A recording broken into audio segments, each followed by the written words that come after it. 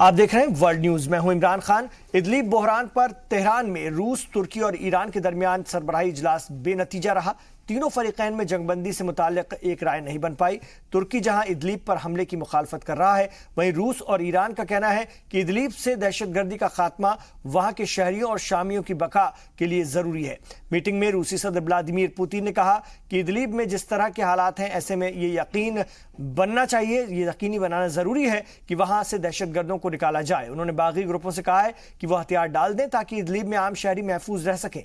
वहीं तुर्की के सदर ने कहा कि वो शाम में खून खराबा नहीं चाहते। उन्होंने कहा कि सीज फायर वक्त की अहम जरूरत है ताकि आम शहरियों की जान बचाई जा सके। अर्दगान ने कहा कि अगर जंग होती है तो तुर्की लाखों पनाहगुजीरों की मेजबानी की कुव्वत नहीं रखता। इस मरहले में सबसे अहम मुद्दा यह है कि इदलिब से दहशतगर्दों को कैसे निकाला जाए। इसकी मौजूदगी शामी शहरी और पूरे खित्ते के लिए एक खतरा है। मुझे उम्मीद है कि ये दहशतगर्द तंजीम हालात को समझेंगे और हथियार डाल देंगे। तमाम फरीकों को ये समझना चाहिए कि जंग हुई तो आम शहरी मारे जाएंगे।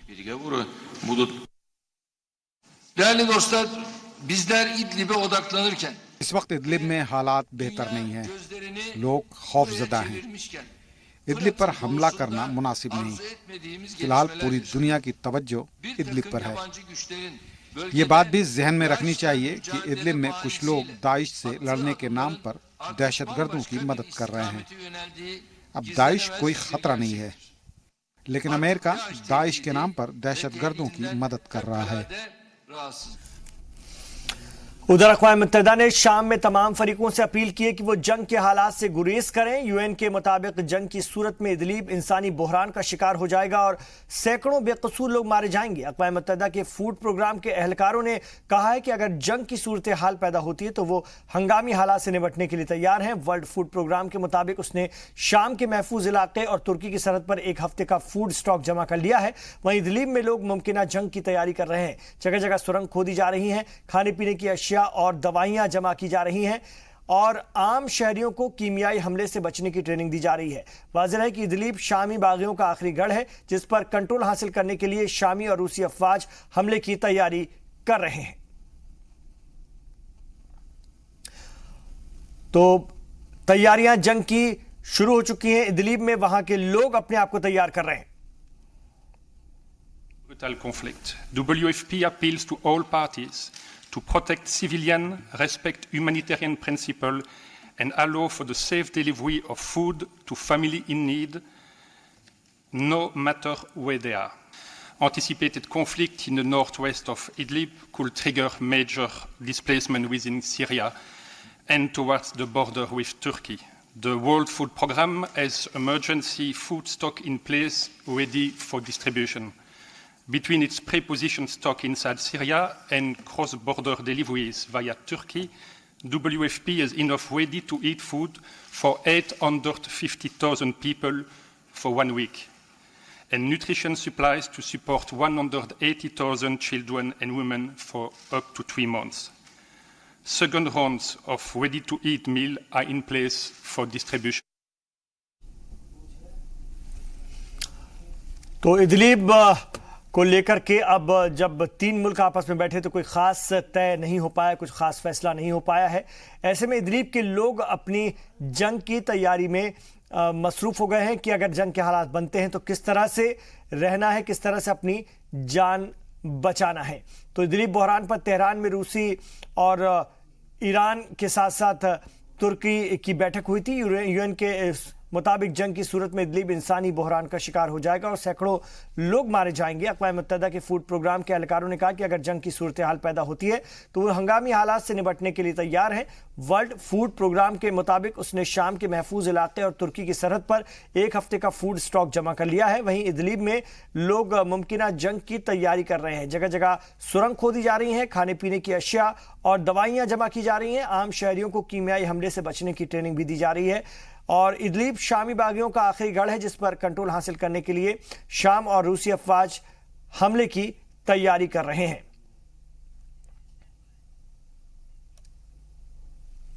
अगली खबर का हम रुख करते हैं और अगली खबर में बात करेंगे इराक के बसरा की, जहां पर गुज़िश्ता 5 दिनों से अवामी एहतजाज का सिलसिला जारी है। लोग महंगाई, बेरोजगारी और बुनियादी सहूलियात मुहैया न होने की वजह से पुरतशद्दुद एहतजाज कर रहे हैं।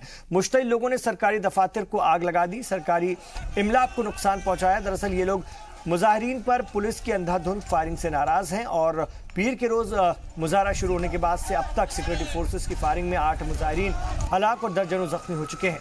सिक्योरिटी फोर्सेस के 10 एहलकारों के भी जख्मी होने की इत्तला है। जुमेरात को भी मुजाहिरीन ने सूबाई हुकूमत की कई इमारतों को आग लगा दी थी और शहर के मरकजी सड़क को हर किस्म की ट्रैफिक के लिए बंद कर दिया। गुज़िश्ता दिनों इराक के वज़ीर आज़म हैदर अल अबादी ने पुलिस फायरिंग की जांच का भी हुक्म दिया था, लेकिन बावजूद इसके एहतजाज का सिलसिला जारी है।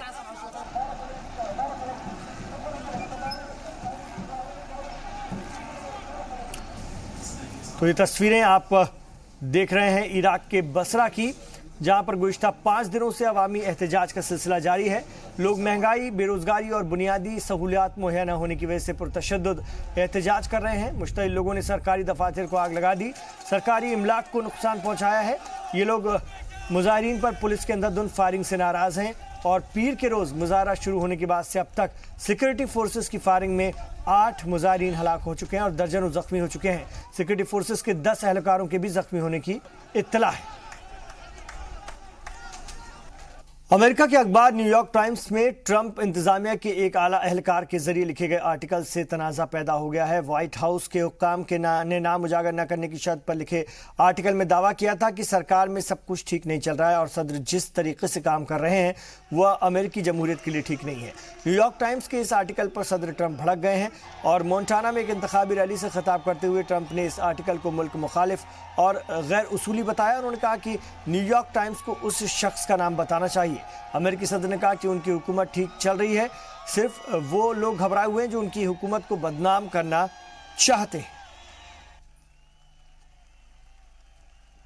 The latest act of resistance is the op-ed published in the failing New York Times by an anonymous, really an anonymous, gutless coward. You just look. He was, nobody knows who the hell he is, or she, although they put he, but probably that's a little disguised. That means it's she. But for the sake of our national security, the New York Times should publish his name at once. I think their reporters should go and investigate who it is. That would actually be a good scoop. दुनिया भर में हड़कंप मचाने वाले WannaCry समेत कई बड़े cyber हमलों में शुमाली कोरिया की सरकार के लिए काम करने वाले एक कंप्यूटर प्रोग्रामर पार्क जिन ह्योक का हाथ था। पार्क पर अमेरिका में साइबर क्राइम के तहत मामला दर्ज किया गया है। वानाक्राई रैंसमवेयर वायरस के चलते 150 ममालिक में कंप्यूटर मुतासिर हुए थे और ब्रिटेन का हेल्थ केयर सिस्टम ठप हो गया था।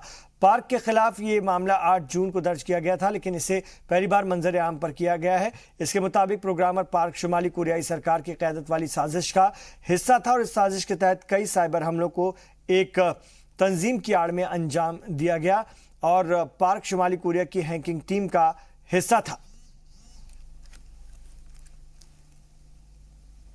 We have unsealed criminal charges against a North Korean computer programmer for participating in a conspiracy that conducted sophisticated cyber attacks around the world on behalf of the North Korean government. Members of the conspiracy are responsible for some of the most damaging and most well-known cyber intrusions in history, including the cyber attack targeting Sony Pictures, the cyber heist of Bangladesh Bank, and creating the WannaCry ransomware. रूसी जासूस Sergei Skripal को जहर देने के मामले में नए इंकशाफ के बाद बरतानिया और रूस आमने सामने आ गए हैं। अक़वाम मुत्तहिदा सिक्योरिटी काउंसिल में भी ये मामला उठा, जहां पर दोनों ममालिक के बीच तीखी बहस हुई। वहीं अमेरिका, फ्रांस, जर्मनी, कनाडा ने कहा है कि रूस अपने कीमियाई हथियारों का इंकशाफ करे। ब्रिटेन में साबिक रूसी जासूस सर्गेई स्क्रिपल और उनकी बेटी यूलिया स्क्रिपल पर जहरीले नर्व एजेंट नोविचोक से हमले के मामले ने एक बार फिर तूल पकड़ लिया है। अक़वाम मुत्तहिदा सलामती काउंसिल में इससे मुताल्लिक एक अहम मीटिंग हुई, जहां बरतानिया और रूस के बीच तीखी बयानबाजी भी हुई।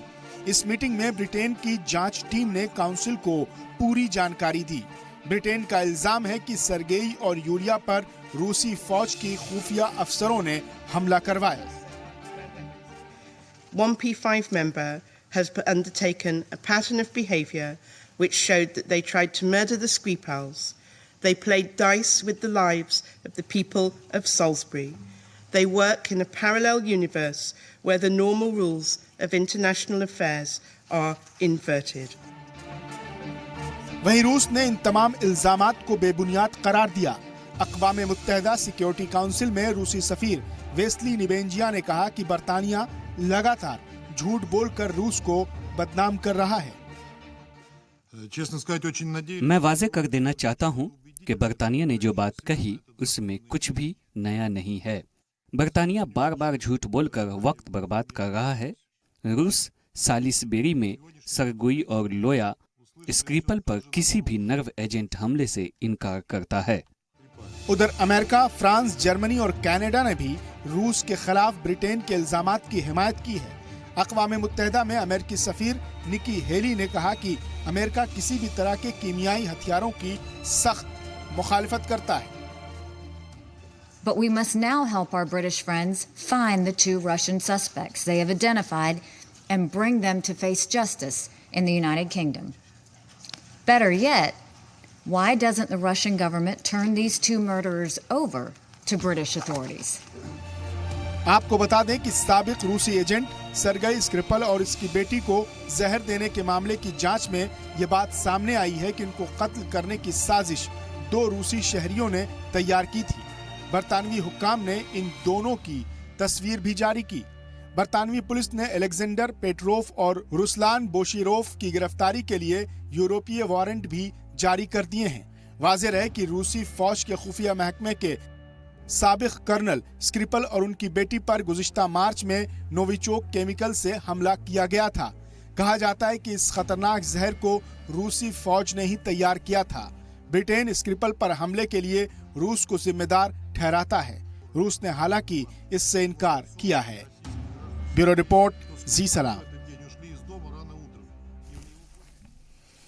स्वीडन में इतवार को होने वाले इंतखाबात में सोशल डेमोक्रेट और इंतहाई दाएं बाजू की जमातों क्रिश्चियन डेमोक्रेट के बीच कांटे की टक्कर देखने को मिल रही है। इंतखाबी सर्वे के मुताबिक दाएं बाजू की जमात बेहतर कारकर्दगी दिखा सकती है। इन्हें 20% तक वोट मिल सकते हैं। स्वीडन यूरोप में सबसे प्रोग्रेसिव मुल्क माना जाता है, लेकिन पिछले कुछ महीनों से मुहाजिरीन का बहरान इस मुल्क के वोटरों को मुहाजिर मुखालिफ सियासतदानों की तरफ राग़िब कर रहा है। ताहम इलेक्शन के नताइज गैर मुतवक्को भी हो सकते हैं। इंतखाबी नताइज के मुताबिक बाएं बाजू के नजरियात के हामिल वजीर आजम स्टीफन लूफान को सियासी ब्लॉक या मुजाहरत खासतौर से मुहाजिरत मुखालिफ ग्रुप दोनों ही अक्सरियत हासिल करने में नाकाम हो जाएंगे। स्वीडन के इन इंतखाबात को यूरोप में मुजाहिरीन खासतौर से मुहाजिरीन मुखालिफ लहर का टेस्ट भी माना जा रहा है।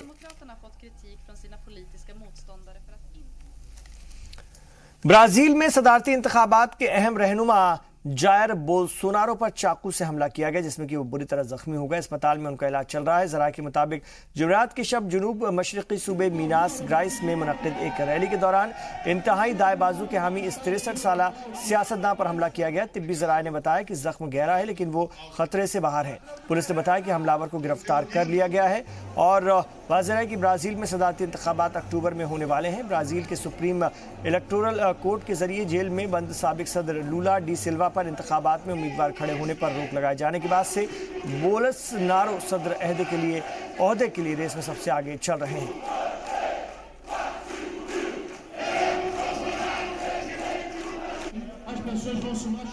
म्यांमार में रोहिंग्या मुसलमानों पर की गई फौजी कार्रवाई के मुद्दे पर अब बैनुल-अक़वामी अदालत में सुनवाई होगी। नीदरलैंड की राजधानी हेग में वाक़ कोर्ट ने अपने एक फैसले में कहा है कि बैनुल-अक़वामी क्रिमिनल कोर्ट के पास म्यांमार में मुसलमानों पर फौजी कार्रवाई की जांच करने का पूरा हक है।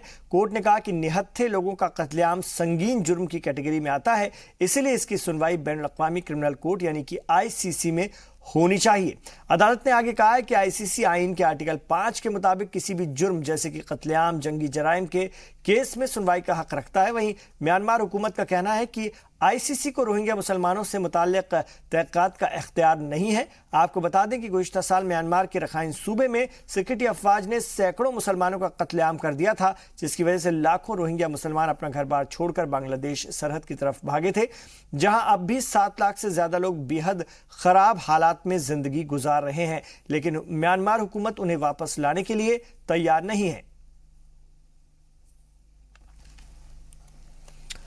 मेक्सिको के वेराक्रूज सूबे में कम से कम 166 लाशों की इज्तिमाई कब्र मिली है। सरकारी वकील जॉर्ज विकनलने ने बताया कि ये अब तक मेक्सिको में मिली सबसे बड़ी इज्तिमाई कब्र है और ये कब्र वस्त वेराक्रूज में है, लेकिन सिक्योरिटी की वजह से हुक्काम ने इसके मकाम की सटीक जानकारी नहीं दी। मकामी अफसरों के मुताबिक फॉरेंसिक टीम लाशों की जांच कर रही है। पुलिस को उस मुकाम से 200 कपड़े, 144 आईडी कार्ड और दीगर निजी सामान मिला है। यहां पर 8 अगस्त को खुदाई शुरू की गई थी और एक मुखबिर ने अफसरों को यहां पर सैकड़ों लोगों के दफन होने की बात बताई थी। जॉर्ज विंकलर के मुताबिक ये कब्र कम से कम 2 साल पुरानी है। यहां पर कम से कम 32 अलग अलग कब्रें हैं। वेराक्रूज के मुजरिमों के शहर के नाम से भी जाना जाता है। साथ ही ये अमेरिकी सरहद की तरफ नशीले अशिया सप्लाई करने का अहम रास्ता माना जाता है।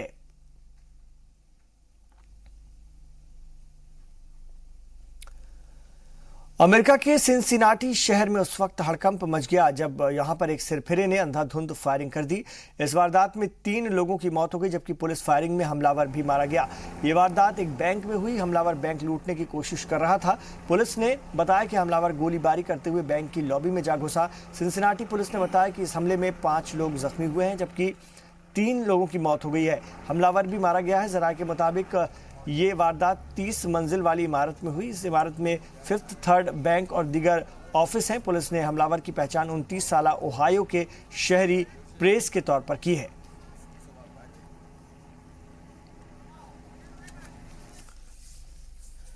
जापान में जुमेरात को आए जबरदस्त जलजले के बाद हुए जमीन खिसकने और मकानों के गिरने की वजह से मरने वालों की तादाद बढ़कर 18 हो गई है। हालांकि राहत और बचाव दल मलबे से अब भी लोगों को जिंदा बचाने की कोशिश में लगा हुआ है। जापान में कल 6.6 शिद्दत का जलजला आया था और इसके बाद अत्सुमा शहर में जबरदस्त लैंडस्लाइडिंग की वजह से वाकई में एक पहाड़ी गिर गई। सेल्फ डिफेंस फोर्स के एक जवान ने बताया कि लोग अब भी मलबे और कीचड़ में दबे हुए हैं। जदीद आलात की मदद से मुमकिना तौर पर मलबे में दबे लोगों की तलाश का काम जारी है। जापान की 20 साल की टेनिस खिलाड़ी नाओमी ओसाका अमेरिकी ओपन के फाइनल में पहुंच गई हैं। ओसाका ने सेमीफाइनल में पिछले साल की रनर अप अमेरिका की मेडिसन क्रीज को सीधे सेटों में 6-2, 6-4 से हराकर फाइनल में जगह बनाई, जहां पर वो सेरेना विलियम्स से भिड़ेंगी। नाओमी ओसाका ग्रैंड स्लैम के फाइनल में पहुंचने वाली जापान की पहली खातून खिलाड़ी हैं और मीडिया से बात करते हुए नाओमी ओसाका ने कहा कि उसने बचपन से ही सेरेना के खिलाफ ग्रैंड स्लैम फाइनल मुकाबले में खेलने का सपना देखा था और अब ये सच होने जा रहा है। वो पूरी ताकत के साथ अपने रोल मॉडल से भिड़ेंगी। वहीं एक दूसरे सेमीफाइनल में सेरेना विलियम्स ने लातविया की खिलाड़ी एनास्तासिजा सेवास्तोवा को सीधे सेटों में 6-3, 6-0 से मात देकर अमेरिकी ओपन के फाइनल में 9वीं बार जगह बनाई। फाइनल के रोचक मुकाबले में जहां नाओमी ओसाका को सेरेना विलियम्स से भिड़ने का इंतजार है, वहीं सेरेना को 24वां ग्रैंड स्लैम खिताब अपने नाम करने का इंतजार है।